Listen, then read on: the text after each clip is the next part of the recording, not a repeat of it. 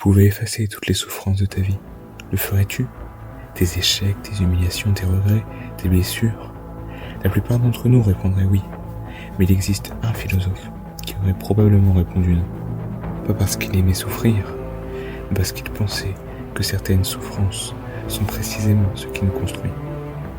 Et si cette idée paraît absurde, c'est peut-être parce que tu n'as jamais rencontré Friedrich Nietzsche, un homme qui a connu la maladie, la solitude, l'échec et le rejet, et qui a pourtant réussi à transformer toutes ces épreuves en une philosophie capable de changer ta façon de voir l'échec. Friedrich Nietzsche naît en 1844 en Allemagne. Très jeune, il perd son père, puis son petit frère. Rapidement, il découvre quelque chose que beaucoup d'entre nous découvrent très tard. La vie peut être injuste. Pourtant, Nietzsche est brillant. À seulement 24 ans, il devient professeur d'université. Un exploit exceptionnel. Mais cette réussite ne dure pas. Des migraines insupportables, des douleurs chroniques, des problèmes de vue. Peu à peu, son corps commence à le trahir. Il est contraint d'abandonner son poste. Il se retrouve seul, malade, presque oublié. Ses livres se vendent mal, ses idées choquent. Même ses histoires d'amour se terminent par des échecs. Et pourtant, c'est précisément durant cette période qu'il a écrit les œuvres qui feront de lui l'un des philosophes les plus influents de l'histoire. Car Nietzsche a compris quelque chose d'extrêmement dérangeant. Nous passons une grande partie de notre vie à vouloir éviter la souffrance.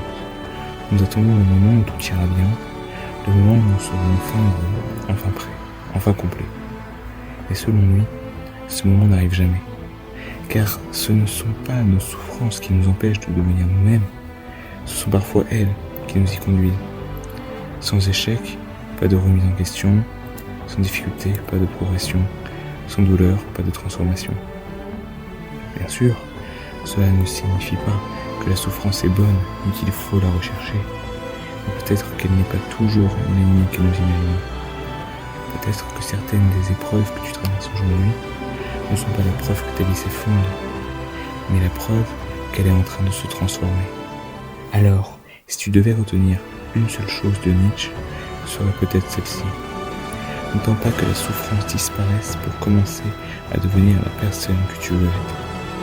Car la question ne porte pas pourquoi est-ce que cela m'arrive, mais plutôt qu'est-ce que cette épreuve est en train de faire de moi. Et si Nietzsche avait raison, alors certaines des difficultés que tu détestes aujourd'hui pourraient devenir un jour les raisons mêmes pour lesquelles tu seras fier de la personne que tu es devenue.